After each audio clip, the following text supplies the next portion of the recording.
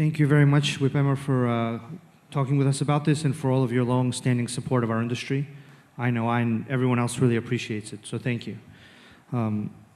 I guess my first question would be, how did you decide that this was an important issue to get involved in? How did you find out about our industry? How did it become important for you, and why? That's something I've always wondered. Well, I've been doing this first, Sergey. It's been great to get to know you a little bit and other people in this space. You are the future, and the future has arrived. I got involved 9+ years ago when a staffer who has been involved in your industry since he left gave me a book called The Age of Cryptocurrency. I read it.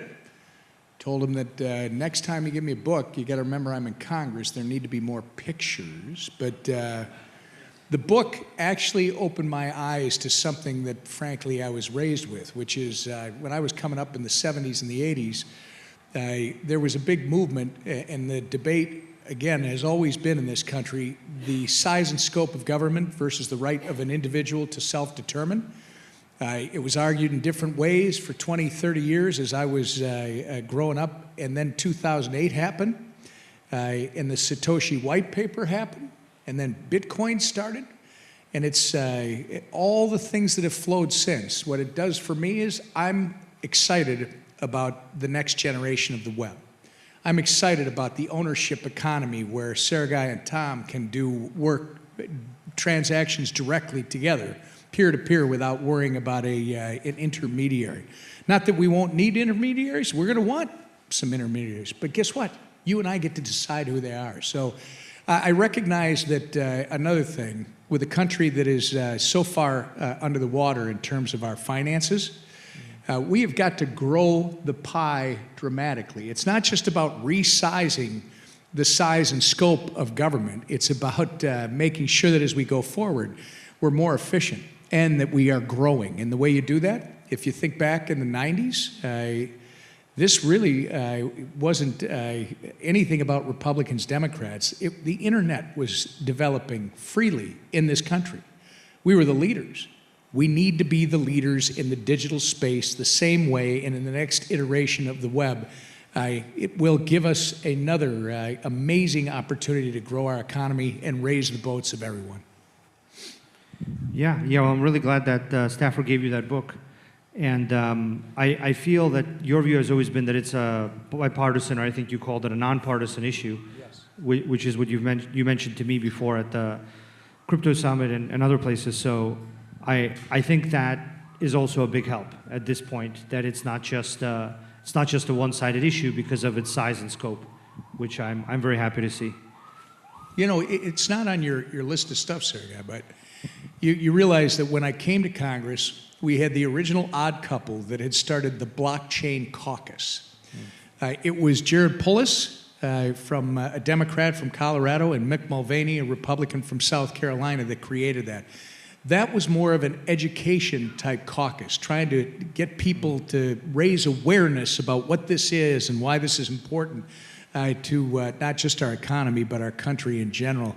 And now, with Richie Torres from New York, a Democrat from New York, we have created the Crypto Caucus, which is more of an advocacy caucus. We're busy drafting bylaws that literally will tell us how we vote together as a block on things that are good for the industry and against things that are bad for the industry.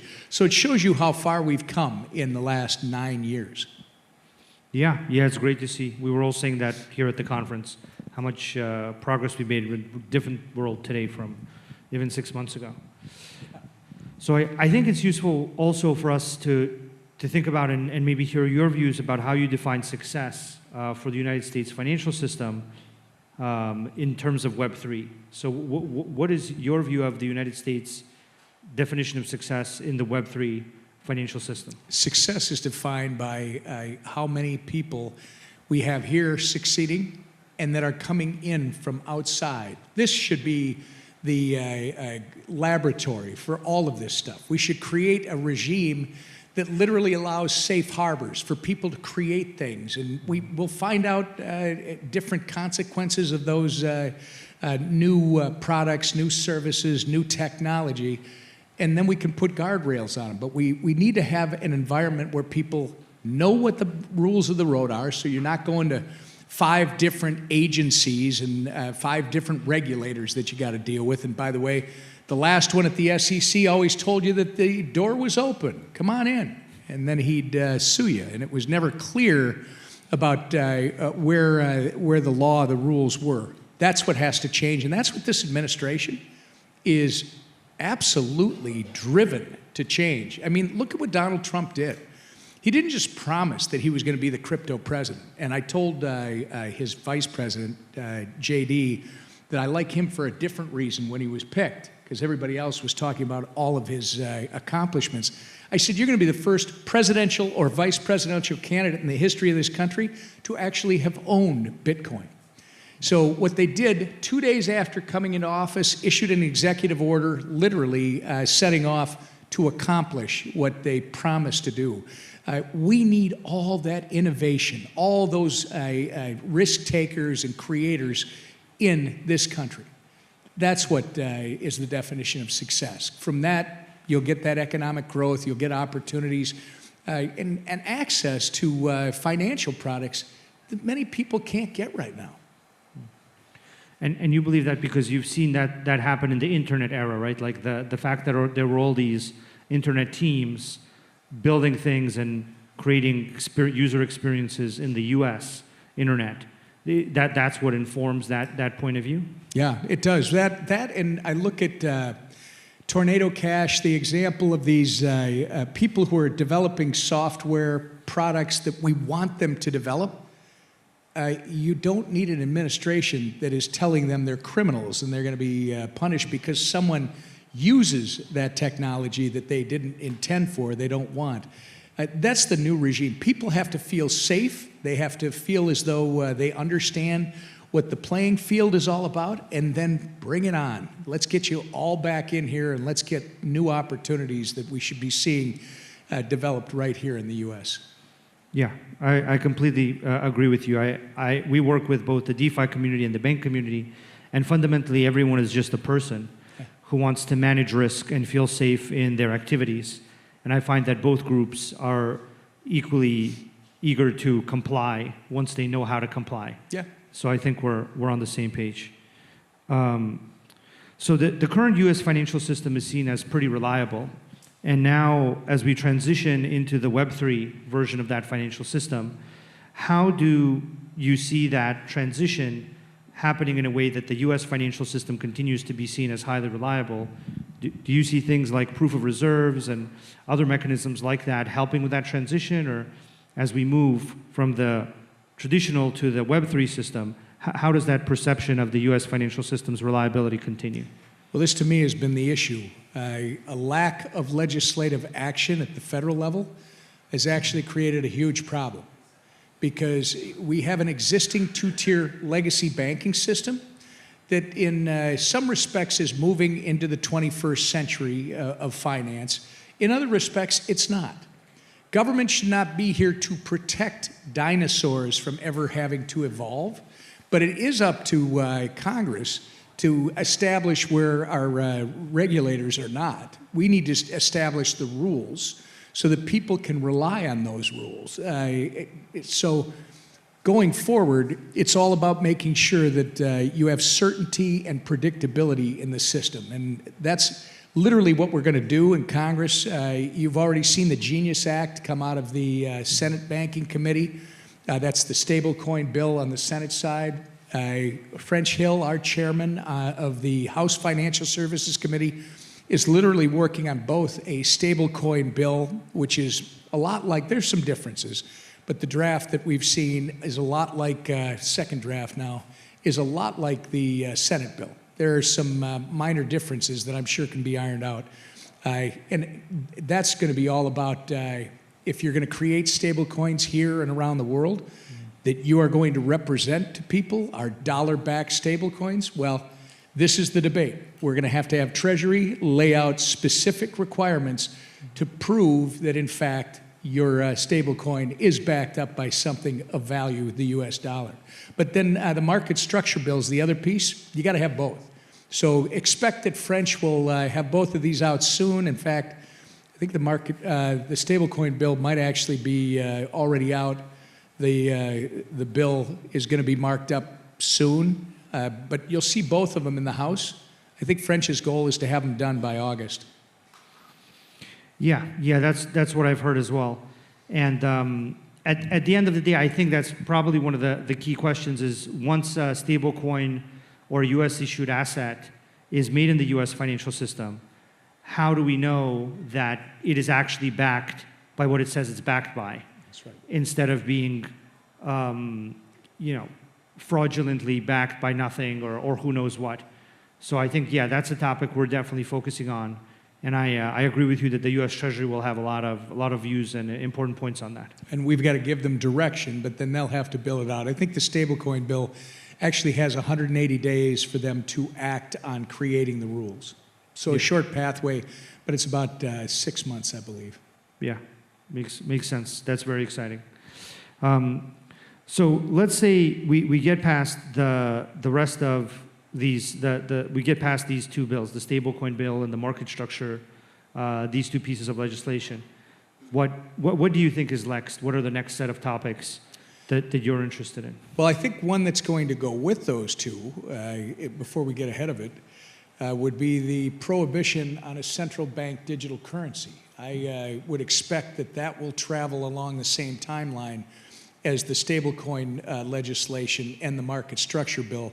And the author of that bill in the Senate is our friend Ted Cruz, and I've got it in the House. So I expect that's going to go because you really can't have the federal government creating what is in essence a potential surveillance tool.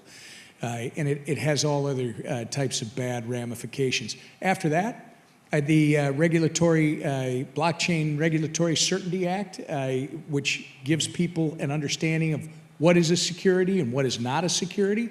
I think part of that is going to be in the market structure bill, but we'll see. Maybe we have to do it separately. And then we've got a money transmission bill that not very sexy, but I think if you're in this industry, you recognize what a pain in the rear end it is to have to get licensed in 50 different states as a money transmitter. And the biggest issue there is if you don't actually possess the asset, then how do you qualify as a money transmitter? So we're trying to streamline that process, and there are others that we will definitely be advancing. But you've hit the two big ones, and I think the prohibition on central bank digital currencies goes right with them.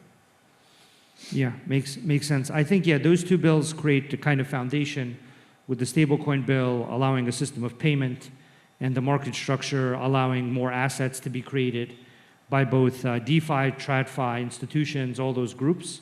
And then those two things interacting, the payment and the asset interacting within the US financial system is kind of the foundational thing that needs to happen. I think that'll also float a bunch of new open issues and questions about accounting, capital reserves, proving things, all this stuff. So I think that'll create some more clarity. Kind of getting to the final questions here, or the final question. We have had a lot of support from the administration, from the president and Will Hines and David Sachs and these folks. And I wanted to get your kind of deep and thoughtful views on how have you seen Congress coordinating with them, and what do you see happening next there? The answer to that question is yes. We think about where we come from. A year ago, would anybody in this room have thought that you would have a crypto summit in the White House? Sergey was there. One of the people that was at the event pointed out that a year ago, we never would have expected to be in the White House. Some of us would have expected to be in jail before we got to the White House. You have a completely new day in America with Donald Trump in the office and this administration. They've made promises on the campaign trail that they are absolutely already crushing. We got to do the legislation. That's going to be Congress. And Congress is a little slower, but the coordination is there and the direction is there. At the crypto summit that you and I were at, you remember the president said, I want these things before the August recess. Okay, so yes, there's direction coming from the White House, and there's a great coordination with the House and the Senate when it comes to these issues. Yeah, that's what I've seen as well. I feel like the regulators, the SEC and the CFTC, as well as the executive branch, as well as the legislative branch, are all very aligned on the need for this and how it needs to kind of move forward very quickly in order to get something into law now. Yeah, and everybody here, I was telling you off stage before we came on, don't expect these bills to be absolutely perfect. If you think they're going to answer every question and be perfect, you're fooling yourself. These are the beginning. It's really important that we get these done so that we have a foundation from which to work from. We need this innovation, this development happening right here in the United States, and it starts with setting the ground rules that you're going to get out of these two bills. But again, you're going to see stuff that I don't agree with that, I might agree with that. There's going to be stuff that I've told you. I'm more of a libertarian when it comes to this. I'm more of a, but I've got colleagues on the other side of the aisle and in my own party, that's why this is nonpartisan, that want more security, if you will, want more assurances. And there might be things in the bills that address those concerns. Okay, great. Let's not make perfect the enemy of good, because either way, these are both going to be really important and good pieces of legislation. Yeah, I think you're right, and I'm a libertarian as well. I share your views on that. That that's the foundation on which this country was built and should continue going down that path. And so I'm very grateful that we have someone in your senior position with that view and with this very positive and productive view of our industry. Once again, I've come to DC recently and had the opportunity to interact with you and the executive branch and the regulators, and I'm just overjoyed every time I come here from the point of view of not only the perception and the sentiment, but the willingness to take action. So I in my life so far haven't seen the U.S. government move quickly, but now I have, and I've always heard about it. No one has. No, well, okay. Not like this. They're setting world records. Yeah, it's really great. It's really great. Thank you so much for all your help. Well, Sergey, thank you. And by the way, I'm so excited for all of us, right? This has been a long road to get here. We are on the precipice of actually making this happen. And guess what? That's only the beginning. So thank you for what you guys are doing. Glad you're involved in this summit. Thank you, Sergey. Thank you.